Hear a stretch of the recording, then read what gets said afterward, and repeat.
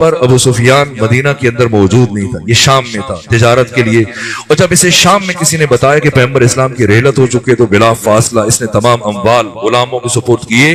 اور اپنے چند غلاموں کے ساتھ سر پر گھوڑوں کو دوڑاتا ہوا سیدھا مدینے پہنچا، اور راستے میں سوچتے ہوئے کہ جب تیر کمان سے نکل چکا ہے اب مجھے کیا کرنا چاہیے، یہاں تک کہ سفر کی تھکان کے باوجود، سفر کی تھکاوٹ کے باوجود صخر اپنے گھر جانے کے بجائے سیدھا حضرت عباس بن عبد المطلب کے گھر کی طرف چل پڑا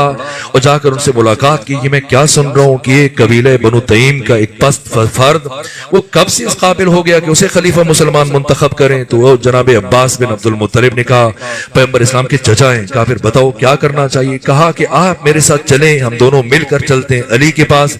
آپ کے بھتیجے علی ابن ابی طالب، آپ سفارش کریں اور علی سے کہیں کہ ایک دفعہ لوگوں کے سامنے کھڑے ہو کر حامی بھریں اور مسجد نبوی میں مسلمانوں کے سامنے کھڑے ہو کر کہہ دیں کہ خلافت میرا حق ہے، لے کے دینا میرا کام ہے، میں مدینے کی گلیوں کو گھوڑا سواروں سے، پیادہ لوگوں سے بھر دوں گا، جتنے تیر ہوں گے سب میرے ہوں گے، جتنے خچر اونٹ ہوں گے سب میرے ہوں گے، جتنے گھوڑے ہوں گے سب میرے، تلواریں اور جتنے افراد سپاہی سب میرے، تمام تر اخراجات جو جنگ پہ خرچ آئیں گے وہ میں کروں گا۔ آپ علی سے کہیں صرف لوگوں کے سامنے ایک مرتبہ یہ کہہ دیں خلافت میرا حق ہے، لے کے دینا میرا کام ہے۔ عباس بن عبد المطلب بہت خوش ہو گئے کہ اس مشکل وقت میں کوئی تو ہے جو ہمارا ساتھ دے رہا ہے، جب ہمارا حق پائمال کیا گیا تو سردار بنو امیہ صخر آ کر ہماری مدد کا وعدہ کر رہے ہیں، اور اس کی جو معاشی حیثیت ہے، سماجی حیثیت ہے، تو اس سے عباس بن عبد المطلب خوش ہوئے کہ یقیناً اگر یہ ہمارا ساتھ ہے تو ہم پلٹ کر حکومت دوبارہ سے لے سکتے ہیں، خلافت لے سکتے ہیں۔ تو عباس بن عبد المطلب خوشی خوشی صخر کو، بنو امیہ کے سردار کو اپنے ہمراہ لے کے چلے مسجد نبوی میں، جہاں قبر رسول اسلام کے قریب بیٹھ کر مولا متقیان قرآن مجید کی تلاوت کر رہے تھے۔ ایک صلوات بھیجیے خاندان فاطمہ۔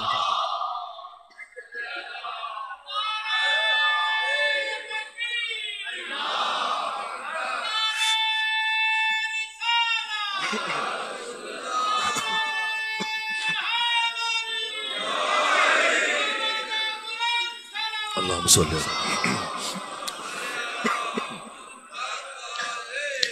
پہنچتی خوشی سے عباس بن عبد المطلب نے مولا متقیان سے کہا کہ اے علی ابن ابی طالب، یہ سردار بنو امیہ جناب صخر ہماری حمایت کے لیے آمادہ ہیں غیر مشروط طور پر، اور یہ کہہ رہے ہیں کہ جتنے تیر تلواریں نیزے خچر سب کے سب سارا سامان رسد میرا ہوگا۔ آپ کھڑے ہو کر صرف لوگوں کے سامنے یہ کہہ دیں کہ خلافت میرا حق ہے، لے کے دینا میرا کام ہے۔ جیسے یہ جملے کہے مولا متقیان قرآن مجید کی تلاوت میں مصروف تھے، جیسے ہی سنا قرآن کو بند کیا اور مولا متقیان نے سردار بنو امیہ صخر کی جانب نگاہیں اٹھا کر کمال غضب سے یہ جملہ کہا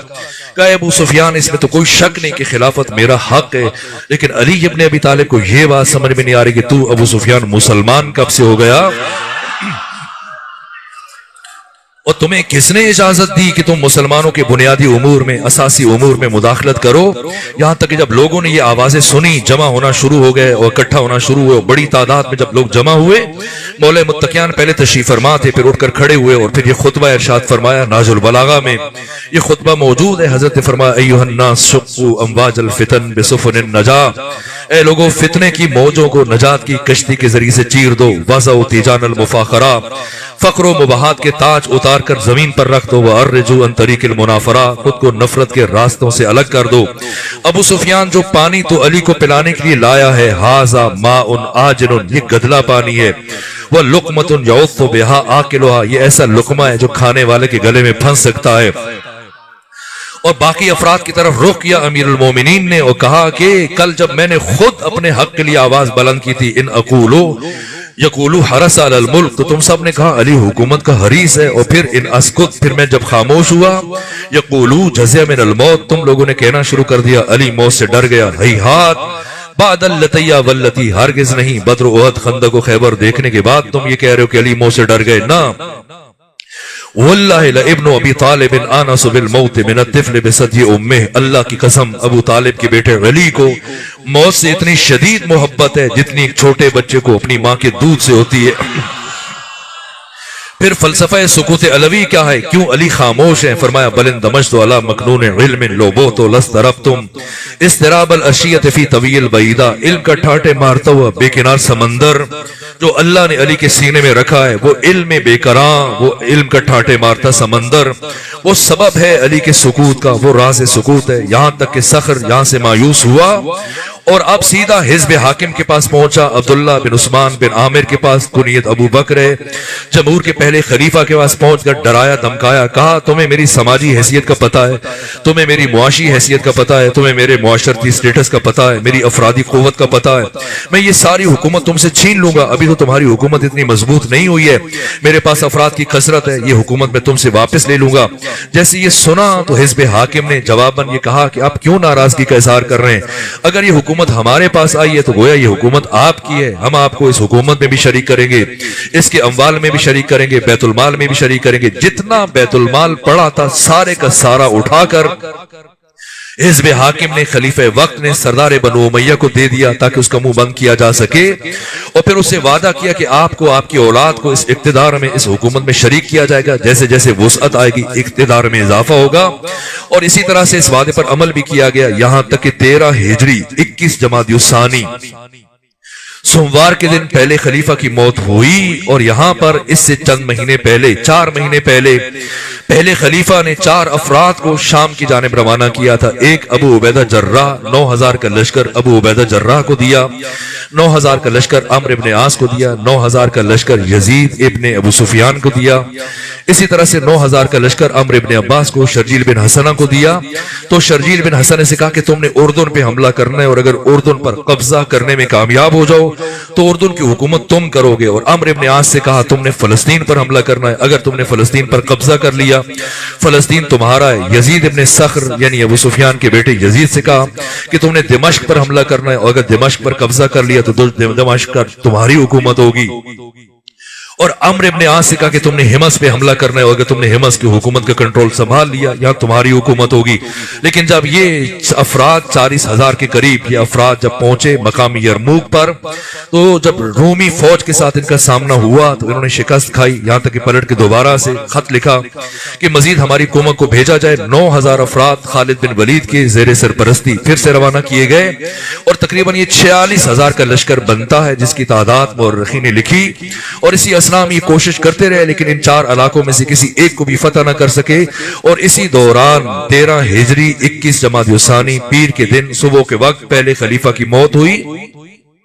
और दूसरा खलीफा बरसर इख्तिदार आया। और फिर उसके दौरे हुकूमत में रजब के महीने में 14 हिजरी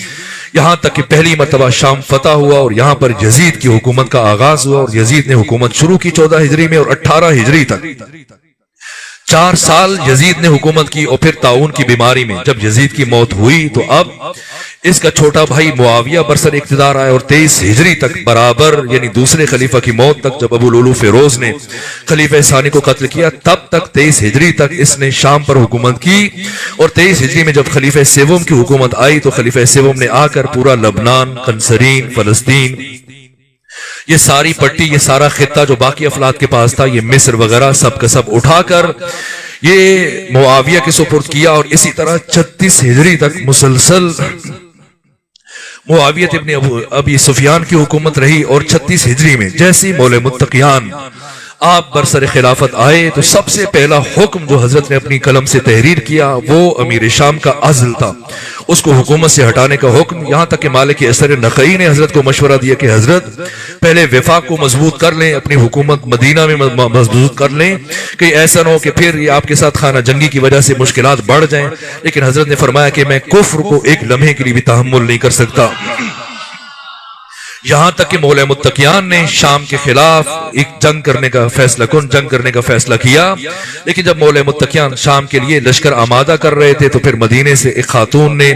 कुछ अफराद के हमरा बसरा पहुंचकर इस तरह से बसरा पर कब्जा कर लिया। और उस्मान बिन हुनैफ जो मौला मुत्तकियान के गवर्नर थे उनको बेदखल करके बसरा पे कब्जा किया। और मौला मुत्तकियान ने पलट कर असहाबे जमल पर जब हमला किया, दोबारा से बसरा उनसे वागुजार करवाया और बदतरीन शिकस्त दी, ऐसी शिकस्त کے جو تاریخ میں جس طرح سے مورخین نے بیان کیا، یہاں تک کہ مولا متقیان کے ایک صحابی نے بڑی حسرت سے کہا اے کاش کہ میرا چھوٹا بھائی یہاں پر موجود ہوتا تو اتنی بڑی فتح، اتنی بڑی کامیابی دیکھنے کے بعد وہ بہت خوش ہوتا۔ تو مولا متقیان نے ایک دستور تعلیم دیا، فرمایا اس صحابی سے پوچھا، فرمایا احوا اخی کا معنی، کیا وہ تمہارا بھائی قلبی طور پر، روحی طور پر،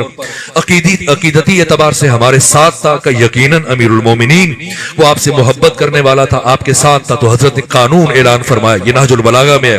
فرمایا سنو، نہ فقط وہ ہمارے ساتھ تھا بلکہ وہ قیامت تک آنے والے تمام افراد جو ابھی تک اپنے باپوں کے صلبوں میں، اپنی ماؤں کے رحموں میں، جو ہم سے محبت کرتے ہیں، جو ہمیں حق پر سمجھتے ہیں، وہ سب کے سب ہمارے ساتھ تھے۔ یہ اساس ہے۔ آج اگر کوئی کہتا ہے، آج اگر کوئی بدبخت شخص اٹھ کے یہ کہتا ہے کہ اگر میں کربلا میں ہوتا تو حسین ابن علی پر پہلا تیر میں چلاتا، تو مولا متقیان نے جو منطق بیان کی ہے یہ بات غلط ہے کہ جو کہہ رہا ہے میں ہوتا، تو نے یہ کہہ کے بتا دیا کہ تو وہاں پر تھا۔ جو باطل کی طرف ہے وہ بھی موجود تھا، جو حق کی طرف تھے وہ بھی موجود تھے۔ یہ جنگ جمل، اس کے بعد پھر مولا متقیان نے جنگ صفین لڑی جو 1.5 سال تک جاری رہی، اس کے بعد جنگ نہروان، اور جنگ نہروان کے بعد پھر مولا متقیان چوتھی جنگ کا ارادہ رکھتے تھے۔ عید کے دوسرے دن 2 شوال کو آپ نے شام کی طرف فیصلہ کن جنگ کے لیے روانہ ہونا تھا کہ 40 ہجری میں آپ کو شہید کر دیا گیا۔ یہ تاریخ شاہ بچوں کے لیے، جوانوں کے لیے، تاکہ تمہید بن جائے۔ کل جو میں نے مطالب آپ کی خدمت میں عرض کرنے ہیں پھر میں وہ نتائج دے سکوں تاکہ کوئی ذہن متحیر نہ رہے کہ کیا ہوا، کیسے ہوا۔ یہاں تک کہ 40 ہجری میں مولا متقیان کی شہادت کے بعد آپ کے فرزند امام حسن مجتبی، یہ خلافت آپ کی آغاز شروع ہوئی۔ آپ کی خلافت 7 مہینے 25 دن پر مشتمل ہے، اور اس کے بعد مقام ذیکار پر یہ سلو کا مرحلہ طے آیا مقام صابات پر، اور اس سلو کے بعد پھر امام حسن مجتبی نے 9.5 سال امامت کی ذمہ داری ادا کی، اور اس کے بعد امام حسین علیہ السلام کی امامت کا آغاز ہوا،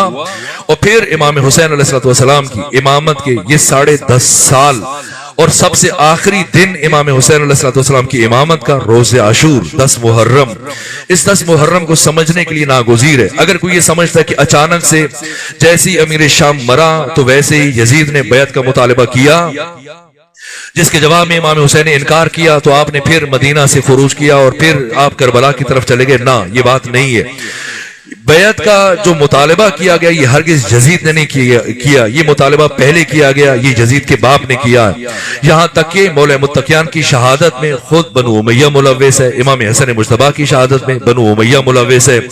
امام حسین کی سازش کا سارا منصوبہ بنانے والا یزید نہیں ہے، یزید کا باپ ہے، جس نے اپنی زندگی میں یزید کے سامنے آنے والی ہر رکاوٹ کو برطرف کیا۔ بڑے بڑے افراد، چیدہ ترین افراد، یہاں تک کہ اگر بات کی جائے سب سے پہلے ام المومنین جناب عائشہ،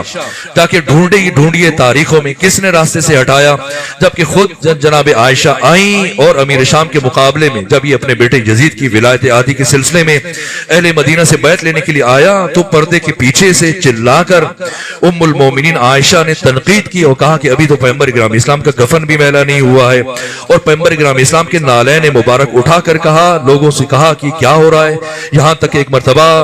معاویہ ابن ابو سفیان پریشان ہوا اور کہا کہ آپ اس طرح سے ناراضگی کا اظہار نہ کریں، آپ ام المومنین ہیں، ہماری ماں کا درجہ رکھتی ہیں، جیسے آپ کہیں گی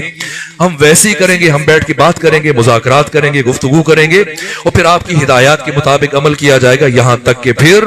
جو مذاکراتی میٹنگ ہوئی اس میں ایک کنویں کو خس و خاشاک سے اٹ دیا گیا، اور پھر اس میں چونا اور باقی چیزیں اس طرح سے ڈلوا دی گئیں، اور پھر آج جا کے ڈھونڈیں، جا کے اہل سنت علماء سے سوال کریں کہ ام المومنین جناب عائشہ کی قبر کہاں پر ہے، تو پوری دنیا میں آپ کو کہیں سراغ نہیں ملے گا، اس لیے کہ یہ راستے سے ہٹا دیا گیا۔ یہاں تک کہ سعد بن ابی وقاص 6 رکنی شورا کے وہ ایک فرد کہ جب سعد بن ابی وقاص سے کہا امیر شام نے کہ میں نے سنا ہے کہ آپ علی سے تبرہ نہیں کرتے ہیں، علی پر لعن طعن نہیں کرتے ہیں، علی کو برا بلا نہیں کہتے، علی کو گالیاں نہیں دیتے، تو جناب سعد ابن ابی وقاص نے، عمر ابن سعد کے باپ نے، جو کربلا میں امام حسین علیہ السلام کے خلاف جنگ کے لیے آیا تھا، اس کا باپ سعد بن ابی وقاص کہا کہ میں نے پیغمبر کی زبان سے مولا متقیان علی ابن ابی طالب سے متعلق کچھ ایسی گفتگویں اور ایسی باتیں سن چکی ہیں کہ جب تک وہ باتیں میرے حافظے میں ہیں میں کبھی بھی علی ابن ابی طالب پر دشنام ترازی نہیں کر سکتا. تو کہا اچھا اگر یہ نہیں کرتے تو کم سے کم میرے بیٹے یزید کی بیعت کریں, آپ بیعت کریں گے تو باقی لوگ بھی بیعت کرنا شروع کر دیں گے. تو جس کے جواب میں سعد بن ابی وقاص نے کہا کہ اے امیر شام, میں تمہاری خلافت کو حکومت کو مشروع نہیں سمجھتا,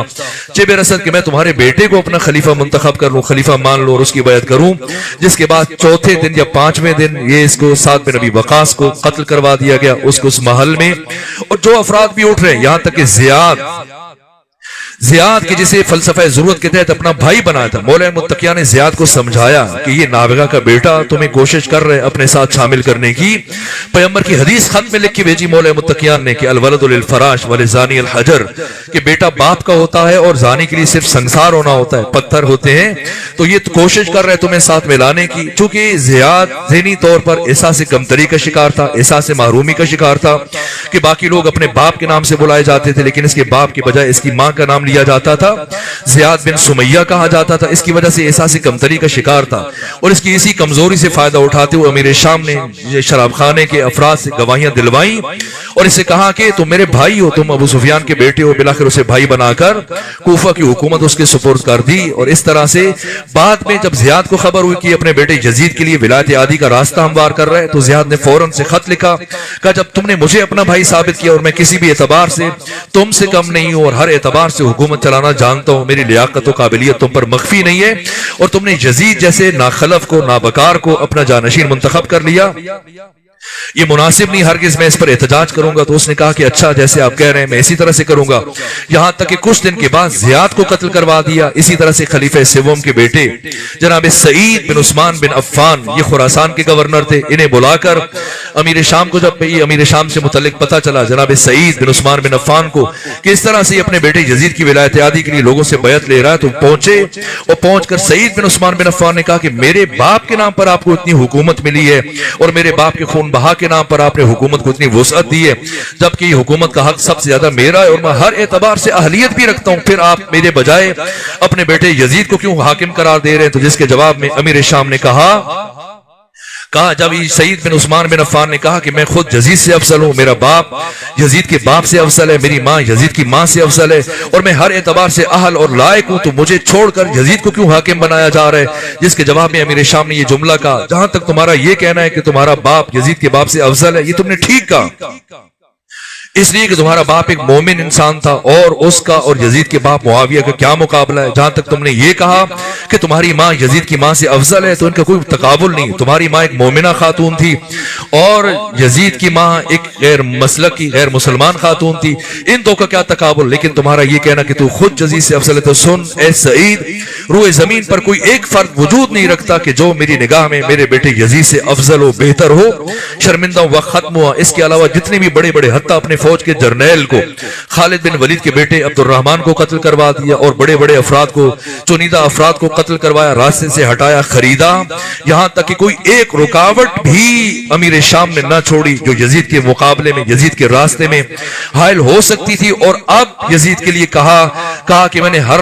دو رکاوٹ تمہارے راستے میں حائل ہو سکتی تھی, یا اسے خرید لیا, یا ملک بدر کر دیا, یا قتل کروا دیا. اب تمہارے مقابلے میں حسین کے علاوہ اور کوئی نہیں ہے, اور تم حسین سے جنگ نہ کرنا کہ میں حسین کے قتل کا میں نے انتظام کر لیا ہے, اس طرح سے کہ حسین کو اپنے بلائیں گے اور اپنوں کے ہاتھوں حسین اس طرح سے مارا جائے گا گمنامی کی حالت میں.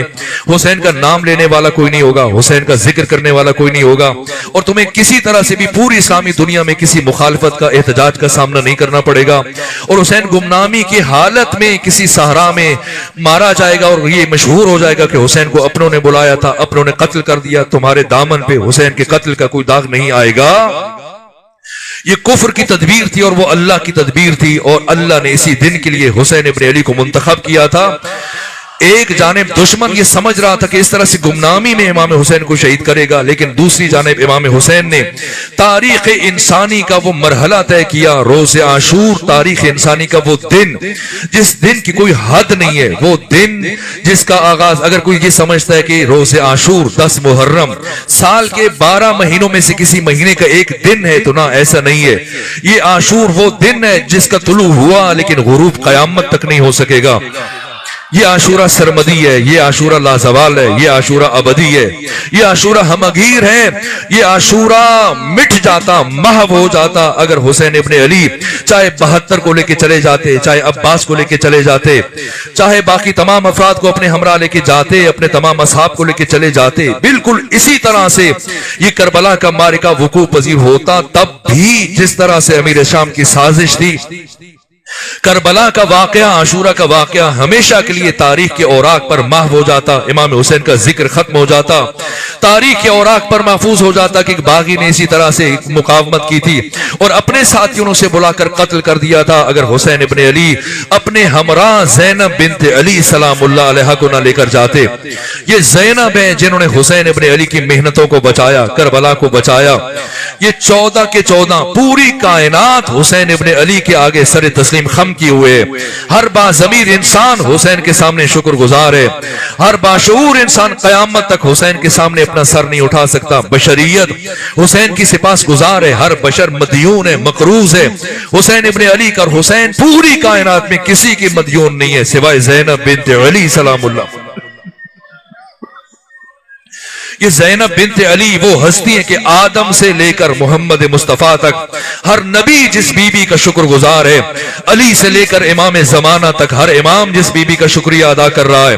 یہاں تک کہ آیت اللہ مرشی نجفی فرماتے ہیں، آیت اللہ مرشی نجفی فرماتے کہ ایک مرتبہ میں نے آقا امام زمانہ کو خواب میں دیکھا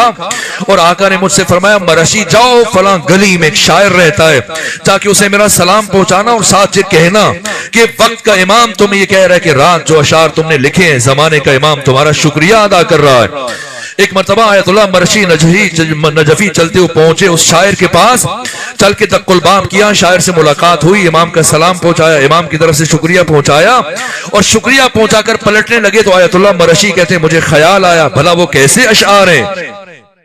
جن کے لیے زمانے کا امام اس شاعر کا شکریہ ادا کر رہا ہے، تو مجھے تجسس پیدا ہوا، میں نے کہا شاعر اگر مناسب سمجھو تو وہ کلام مجھے بھی دکھاؤ۔ شاعر اپنا کلام اٹھا کر لایا جس کا پہلا شعر یہ تھا، سر نئی در نئی نوا می ماند اگر زینب نبود،